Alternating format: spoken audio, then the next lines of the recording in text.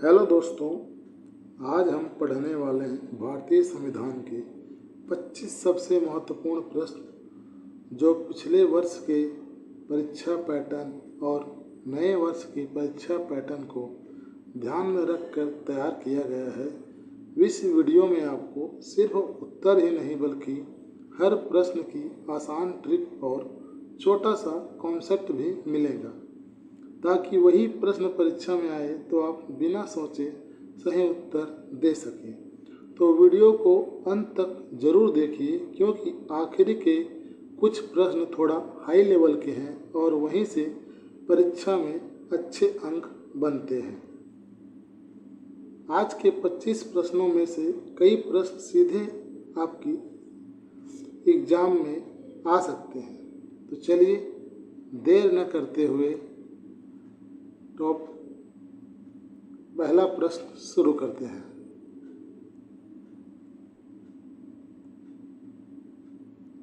पहला प्रश्न है, भारतीय संविधान के किस अनुच्छेद में समानता का अधिकार प्रारंभ होता है? इसका राइट आंसर है ऑप्शन नंबर बी, अनुच्छेद 14 में। इसकी ट्रिक है 14 सब बराबर।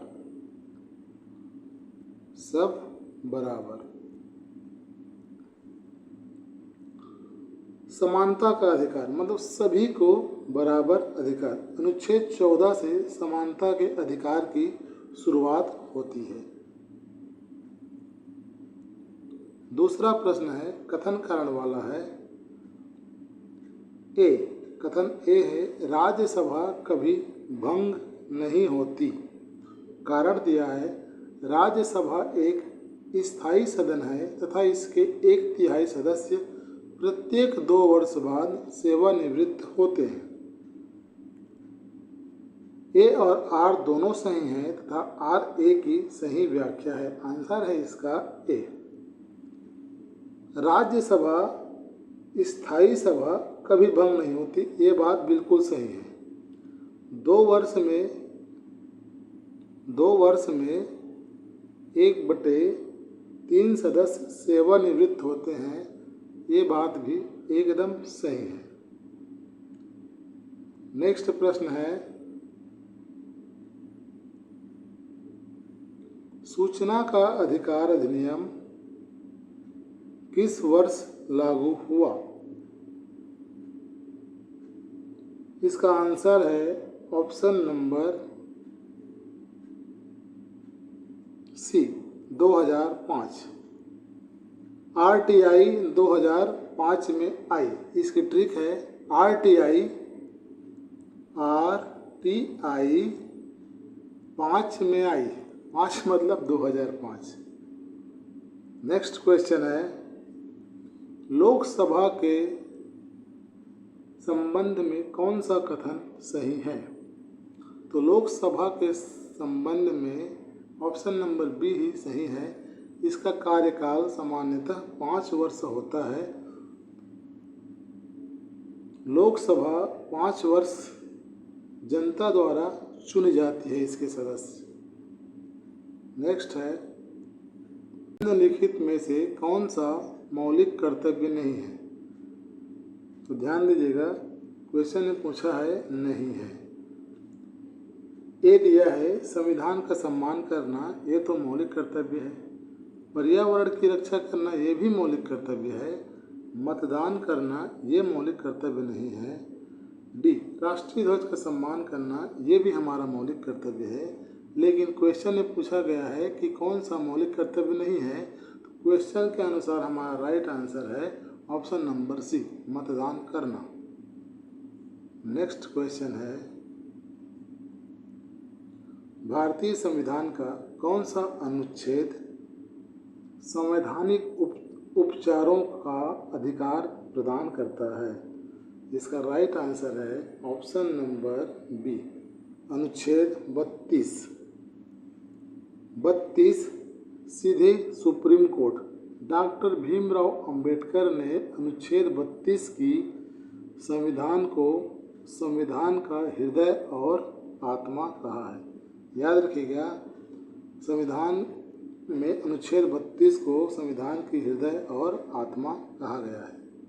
नेक्स्ट, भारतीय निर्वाचन आयोग का उल्लेख संविधान के किस भाग में किया गया है? इस तरह के ऑप्शन आपके दिमाग को घुमाने के लिए दिया जा सकता है। इसका राइट आंसर है ऑप्शन नंबर बी।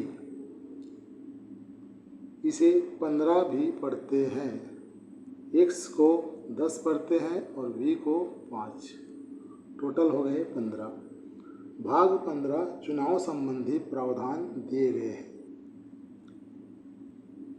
निम्नलिखित में से कौन सा विषय समवर्ती सूची में आता है? तो इसका राइट आंसर है ऑप्शन नंबर सी, शिक्षा। शिक्षा केंद्र प्लस राज्य दोनों, याद रखें, दोनों सरकारें, समवर्ती सूची में दोनों सरकारों के लिए शिक्षा आती है। नेक्स्ट, भारतीय संविधान के किस अनुच्छेद में मौलिक कर्तव्यों का उल्लेख है? इसका राइट आंसर है ऑप्शन नंबर बी, अनुच्छेद 51A। 51A को कर्तव्य लिखा गया है। नेक्स्ट क्वेश्चन है, कथन ए, राष्ट्रपति लोकसभा को उसके कार्यकाल से पहले भंग कर सकता है, कारण? राष्ट्रपति यह कार्य सामान्यतः प्रधानमंत्री और मंत्रिपरिषद की सलाह पर करता है। इसका राइट आंसर है ऑप्शन नंबर ए और आर दोनों सही हैं तथा आर ए की सही व्याख्या करता है। याद रखिएगा, राष्ट्रपति लोकसभा भंग करने की जब तक मंत्रिपरिषद सलाह नहीं देगा वो लोकसभा भंग नहीं कर सकते।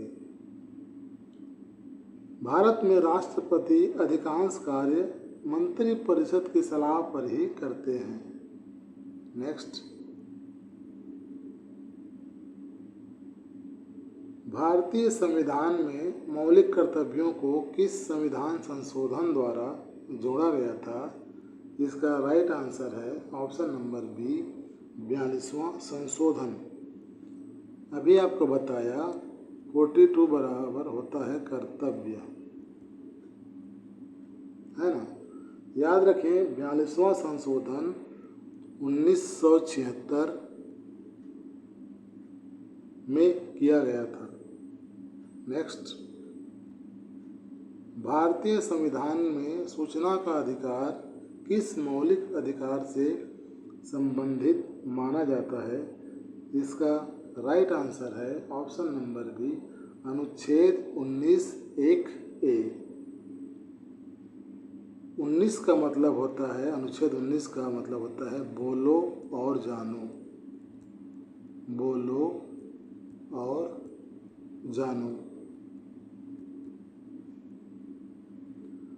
अभिव्यक्ति की स्वतंत्रता में सूचना प्राप्त करने का अधिकार भी निहित माना गया है। अगला प्रश्न है, भारतीय संविधान के अनुसार राष्ट्रपति के निर्वाचन में निम्नलिखित में से कौन भाग नहीं लेता? इसका राइट आंसर है ऑप्शन नंबर डी, राज्य विधान परिषदों के सदस्य। राष्ट्रपति चुनाव केवल एमएलए और ईएमपी, निर्वाचित एमएलए और निर्वाचित एमपी ले सकते हैं उसमें भाग। अगला प्रश्न है, भारत का संविधान किस तिथि से पूर्ण रूप से लागू हुआ? यह क्वेश्चन कई बार बहुत से एग्जाम्स में आ चुका है। इसका राइट आंसर है ऑप्शन नंबर सी, 26 जनवरी 1950 को संविधान पूर्ण रूप से लागू हुआ। यह 26 नवंबर को संविधान अंगीकृत हुआ और 26 जनवरी को लागू हुआ। अगला प्रश्न है,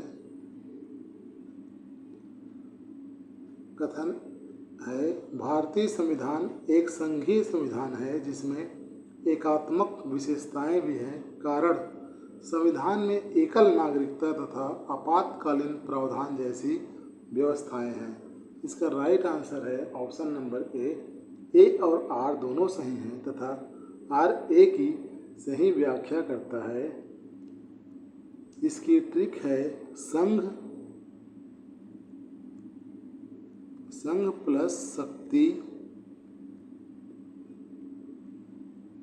बराबर भारत की विशेषता।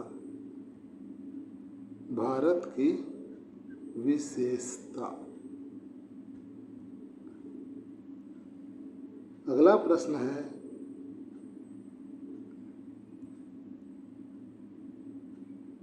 भारतीय संविधान के किस अनुच्छेद के अंतर्गत लोकसभा का कार्यकाल निर्धारित किया गया है?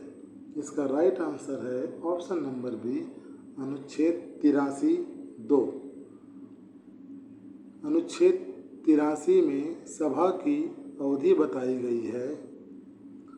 याद रखो 83(2) में लोकसभा का सामान्य कार्यकाल 5 वर्ष रखा गया है। अगला प्रश्न है, निम्नलिखित में से किसे भारतीय संविधान का संरक्षक कहा जाता है? इसका राइट आंसर है ऑप्शन नंबर बी, सर्वोच्च न्यायालय एससी, जिसे संविधान का सिक्योरिटी गार्ड कहा जाता है। जब भी संविधान की रक्षा की बात आती है उत्तर सुप्रीम कोर्ट होगा, ये बात हमेशा याद रखिएगा। इस क्वेश्चन को कई तरीके से घुमाकर पूछा जाता है। नेक्स्ट, निम्नलिखित में से किस विषय पर लोकसभा और राज्यसभा दोनों की समान शक्तियां हैं? इसका राइट आंसर है ऑप्शन नंबर सी, संविधान संशोधन विधेयक। इन दोनों की शक्तियां इसमें समान होती हैं, लेकिन जब धन विधेयक पारित होती है तो लोकसभा की शक्तियां राज्यसभा से बहुत अधिक मानी जाती है।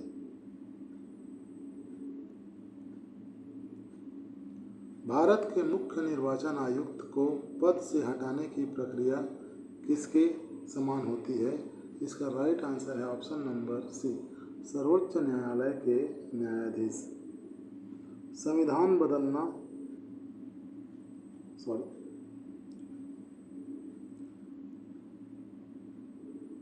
CEC बराबर जज। याद रखिएगा, भारत के मुख्य निर्वाचन आयुक्त को जज जैसी सुरक्षा जो सुप्रीम कोर्ट की होती है, इसलिए इन्हें हटाना आसान नहीं होता। कथन ए है, राज्यसभा धन विधेयक को अस्वीकार नहीं कर सकती, कारण धन विधेयक केवल लोकसभा में प्रस्तुत किया जाता है तथा राज्यसभा केवल सिफारिशें दे सकती है। इसका राइट आंसर है ऑप्शन नंबर ए और आर दोनों सही हैं तथा आर ए की सही व्याख्या करता है। जैसा मैंने बताया, धन विधेयक में लोकसभा का पलड़ा भारी होता है, राज्यसभा की शक्तियां उतनी अधिक नहीं मानी जाती। केवल लोकसभा में यह प्रस्तुत होता है, राज्यसभा 14 दिन के भीतर केवल सिफारिश इसमें दे सकती है। अंतिम निर्णय लोकसभा का होता है धन विधेयक बिल में। भारतीय संविधान के किस अनुच्छेद के अंतर्गत राष्ट्रपति पर महाभियोग चलाया जा सकता है? तो इसका राइट आंसर है ऑप्शन नंबर बी, अनुच्छेद 61 राष्ट्रपति की जवाबदेही तय करता है। याद रखें, महाभियोग केवल राष्ट्रपति और अनुच्छेद 61। महाभियोग राष्ट्रपति और अनुच्छेद 61। अगला प्रश्न है, भारतीय संविधान के अनुसार मौलिक अधिकारों को लागू कराने के लिए रिट जारी करने की शक्ति किसे प्राप्त है? इसका राइट आंसर है ऑप्शन नंबर सी, सर्वोच्च न्यायालय तथा उच्च न्यायालय दोनों को यह शक्ति प्राप्त है। इसकी ट्रिक है 32 और 226। याद रखिएगा, अनुच्छेद 32 सर्वोच्च न्यायालय का है और अनुच्छेद 226 उच्च न्यायालय का है। ये SC और ये HC। नेक्स्ट, निम्नलिखित में से किसे भारतीय लोकतंत्र का चौथा स्तंभ कहा जाता है? इसका राइट आंसर है option number C, press media. लोकतंत्र के चार स्तंभ होते हैं, जिसमें से चौथा स्तंभ माना गया है प्रेस मीडिया।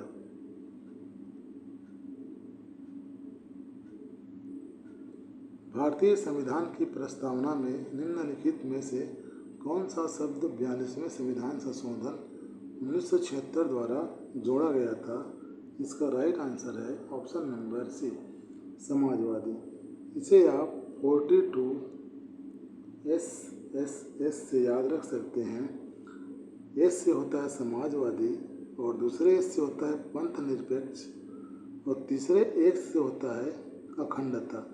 ये तीनों 42वें संशोधन से जुड़े हुए हैं। ये हमारा आज का अंतिम प्रश्न है। संविधान की प्रस्तावना न्यायालय में सीधे लागू नहीं की जा सकती, कारण प्रस्तावना संविधान का भाग है, लेकिन यह स्वयं कोई विधिक अधिकार प्रदान नहीं करती। इसका राइट आंसर है ऑप्शन नंबर ए और आर दोनों सही हैं तथा आर ए की सही व्याख्या करता है। प्रस्तावना दिशा दिखाती है, अधिकार नहीं देती। याद रखें, प्रस्तावना दिशा दिखाती है, अधिकार नहीं देती। ये थे आज के हमारे मोस्ट इम्पॉर्टेंट 25 प्रश्न जो भारतीय संविधान से थे। अगर वीडियो आप लोगों को अच्छी लगी हो तो वीडियो को लाइक कीजिएगा, अपने दोस्तों के साथ शेयर कीजिएगा और हमारे चैनल क्रैक्स माइंड को सब्सक्राइब ज़रूर कीजिएगा, ताकि इसका नेक्स्ट पार्ट आप लोगों तक उसका नोटिफिकेशन जल्द से जल्द पहुंच सके। धन्यवाद।